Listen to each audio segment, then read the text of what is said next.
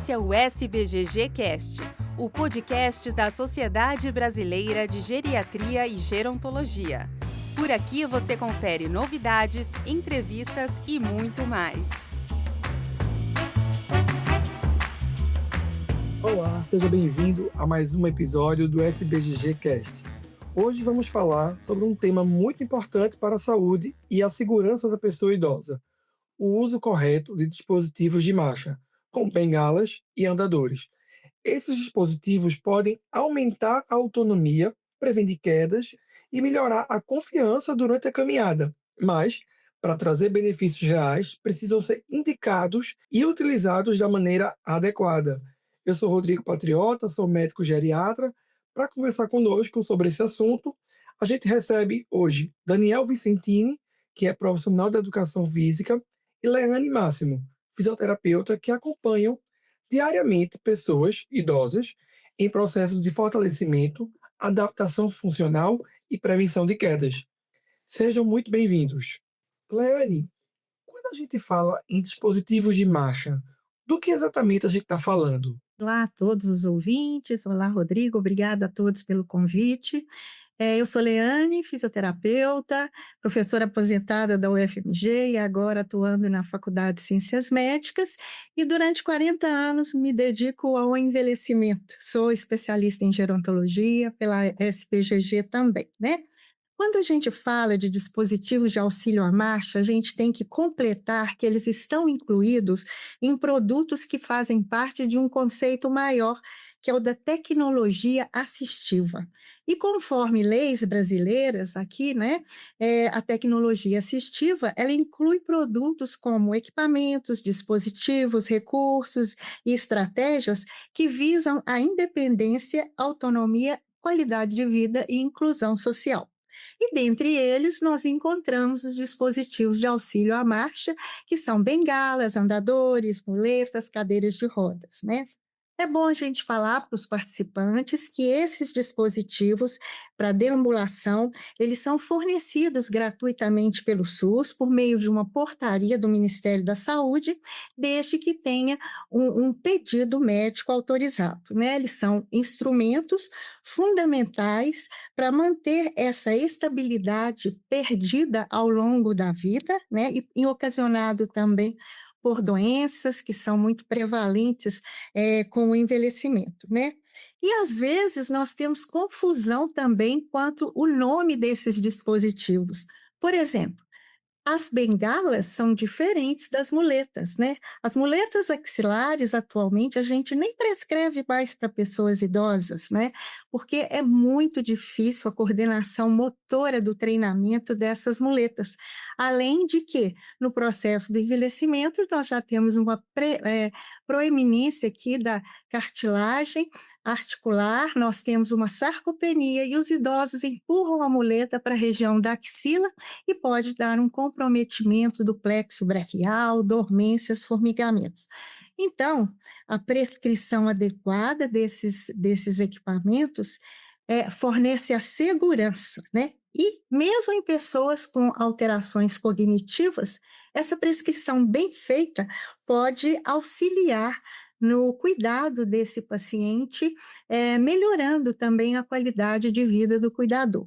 Daniel, quais são os principais sinais de que uma pessoa idosa pode precisar de um dispositivo de auxílio à marcha? Olá, olá, ouvintes. Obrigado pelo convite da SBGG. Eu sou Daniel Vicentini de Oliveira, sou profissional de educação física, fisioterapeuta, especialista em gerontologia pela SBGG, com doutorado também em gerontologia, e atualmente sou professor adjunto no Departamento de Ciências do Movimento Humano da Universidade Estadual de Maringá. Bom, existem alguns sinais, né, que podem indicar que essa pessoa idosa talvez esteja precisando de um dispositivo de auxílio à marcha, como bengala ou andador, que são os mais comuns.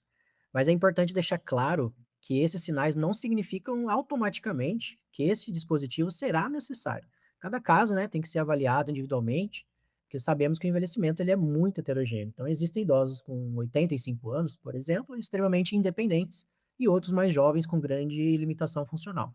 Então, um dos principais sinais é a instabilidade ao caminhar, a instabilidade na marcha, né? O idoso ele começa a apresentar desequilíbrio, passos mais inseguros, tropeços frequentes, necessidade, né, de se apoiar em móveis, paredes para se locomover. Então, isso pode indicar uma redução da estabilidade corporal e do aumento do risco de quedas. Outro ponto importante é o histórico de quedas.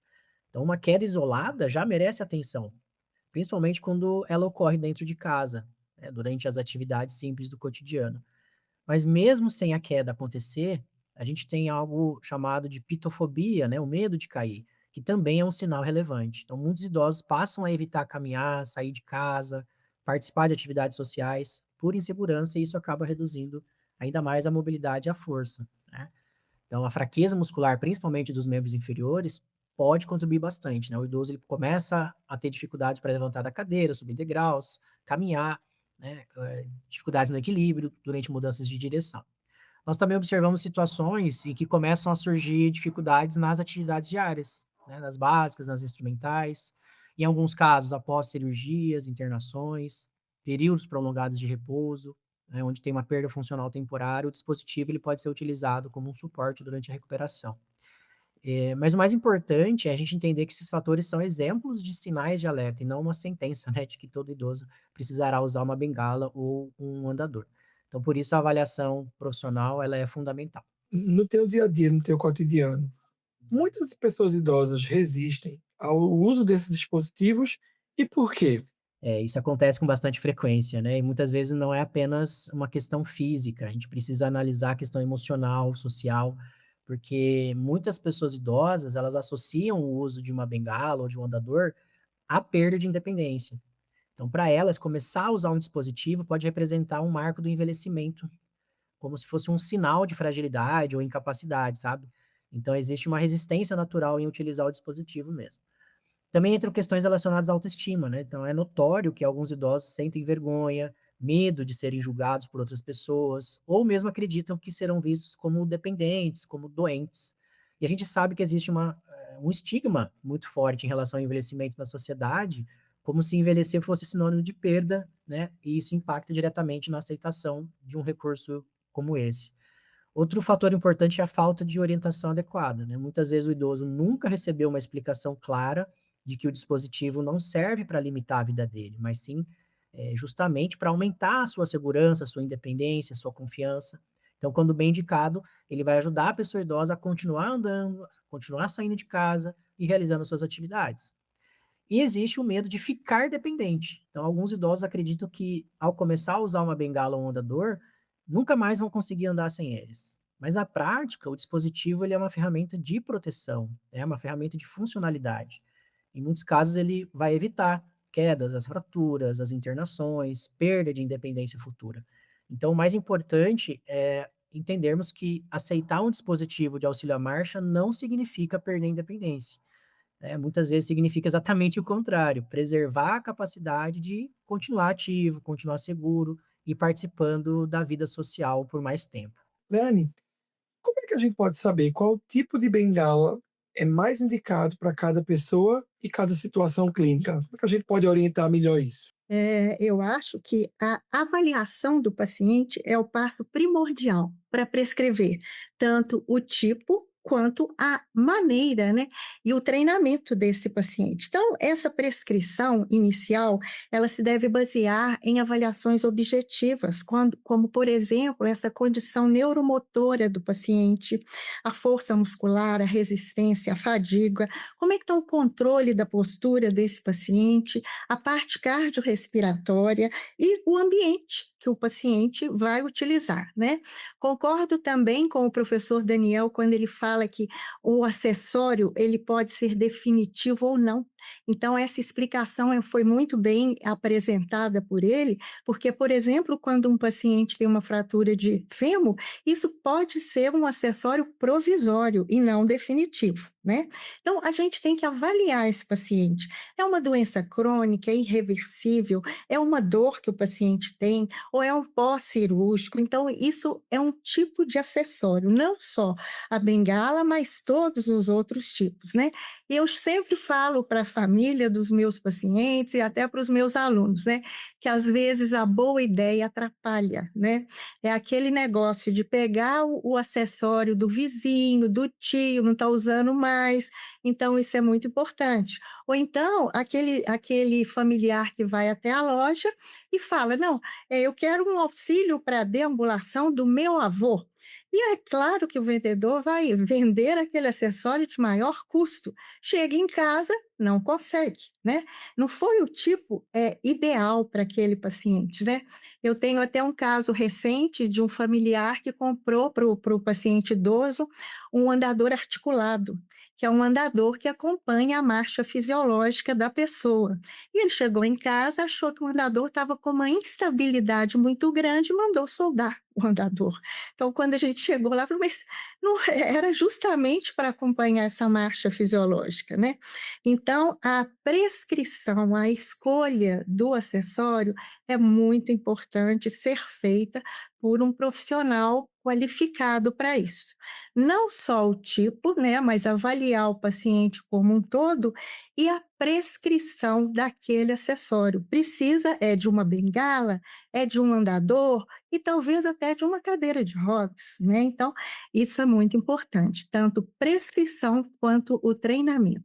Leane, existe uma maneira correta de usar a bengala? Quais são os erros mais comuns e quais são as dicas e orientações que habitualmente você dá na sua prática clínica? Então, continuo falando, a avaliação é primordial, né? Que tipo de bengala aquele paciente com aquela comorbidade, com aquela disfunção é compatível, né, com o tipo da bengala que eu vou, não só a bengala, né, mas os outros acessórios que eu vou indicar, né? Hoje em dia nós temos no mercado uma gama de bengalas, bengala convencional, bengala canadense, também chamada de Lofstrand, 3 pontos, 4 pontos, né? Mas você tem que verificar algumas coisas, né? A altura do paciente. Como o Daniel colocou, né? A velhice heterogênea, né? Então a gente tem que fazer uma medida, né, para uma prescrição adequada. Essas bengalas, normalmente, elas diminuem o peso no membro inferior de 20 a 25%. Então, elas não suportam todo o peso corporal, elas dão uma maior estabilidade. Então, o paciente está lá, eu tenho que mensurar, né? Normalmente, essas medidas para o uso de bengala é o paciente com semiflexão de cotovelo, na altura do trocânter maior, a gente faz a medida até o chão, com 15 centímetros de distância dos artelhos, né?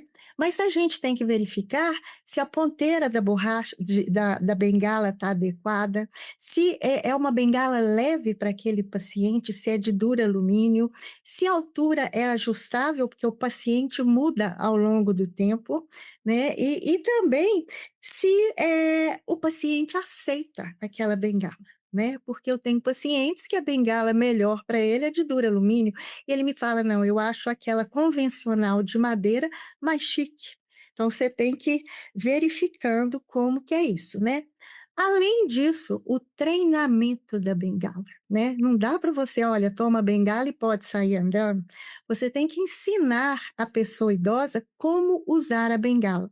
Por exemplo, as pessoas acham que a bengala deve ser colocada do lado da disfunção, e é o contrário, né?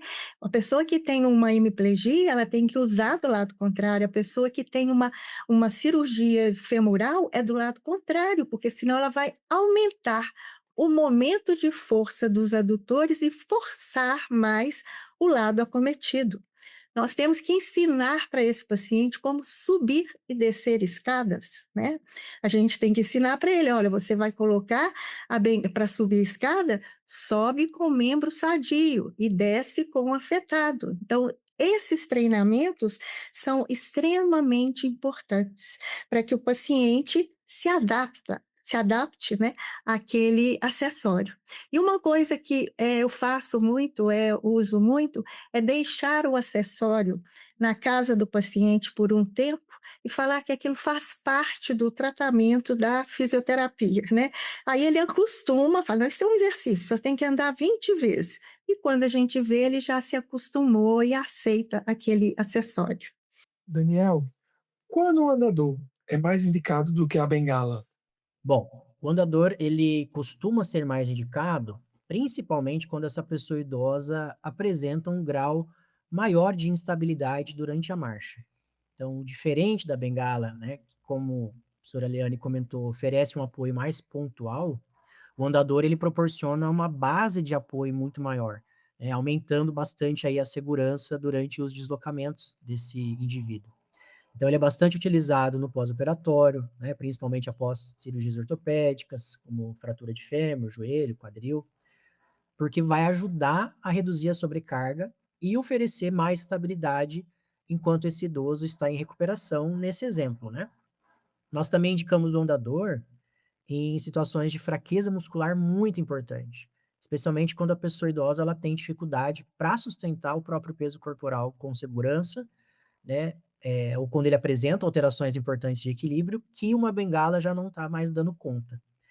Outro ponto importante é a necessidade de um maior apoio para ele caminhar, seja dentro de casa, seja na comunidade, né? Alguns idosos eles conseguem até dar alguns passos sozinhos, mas eles apresentam muita insegurança, muita oscilação do corpo, dificuldade de controle postural, né? Um risco aumentado de quedas, que como eu informei, às vezes a bengala não dá conta desse idoso, né? Então é necessário o andador. Então, nesses casos, o andador ele vai oferecer uma maior confiança e estabilidade do que a bengala.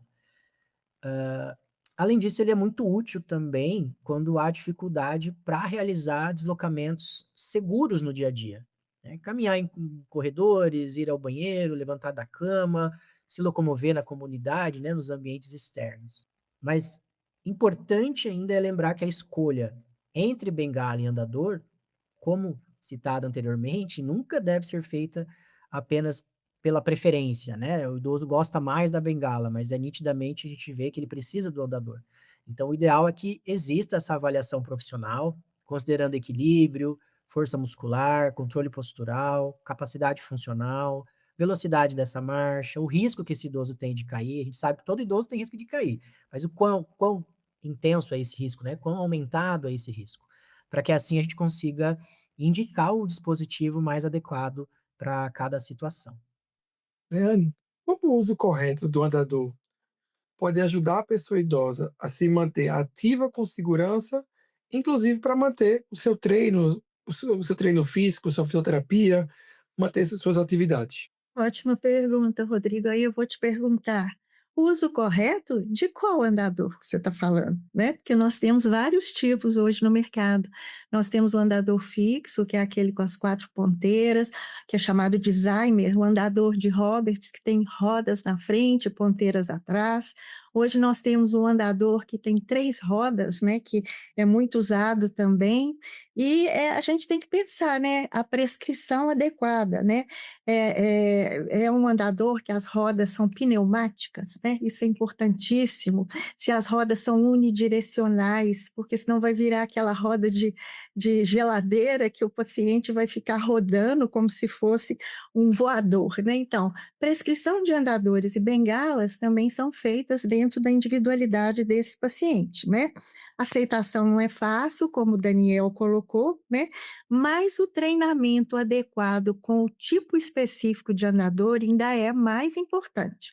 Por exemplo, né, um paciente de Parkinson que tem uma dificuldade para iniciar a marcha e tem, por exemplo, uma fragilidade, uma alteração de equilíbrio e já caiu, não dá para você indicar um andador fixo, porque como que é o treino adequado do andador fixo? Você tem que tirar o andador do chão, colocar à frente e dar um passo. Então é andador fora do chão e passo.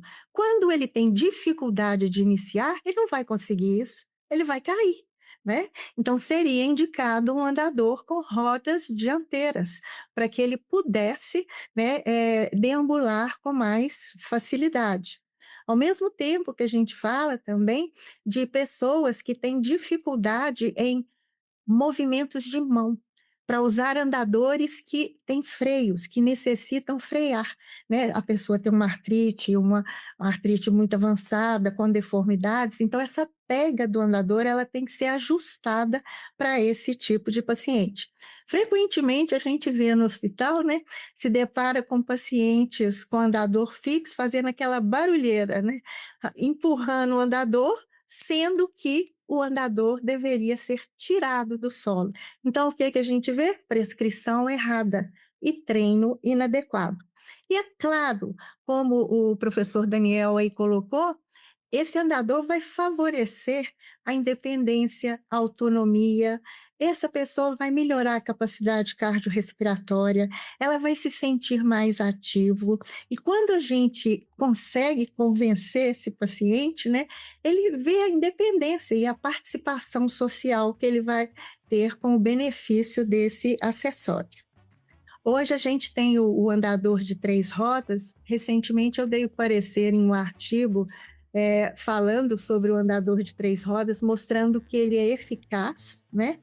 Desde que seja prescrito adequadamente, porque ele tem uma mobilidade maior no ambiente e hoje em dia as pessoas, né, elas moram em ambientes muito pequenos, com portas estreitas, então ele favorece muito nesse aspecto. Chegamos ao fim de mais um episódio do SBGG Cast. Hoje aprendemos que os dispositivos de marcha, quando bem indicados e utilizados corretamente, podem ser grandes aliados da autonomia, da segurança e da qualidade de vida da pessoa idosa. A gente agradece a participação dos nossos convidados e a você, que nos acompanhou até aqui. Até o próximo episódio. Este episódio do SBGG Cast está disponível no Spotify, Deezer, Google Podcast, Apple Podcast e YouTube. Siga a SBGG no Instagram, @SBGG Oficial.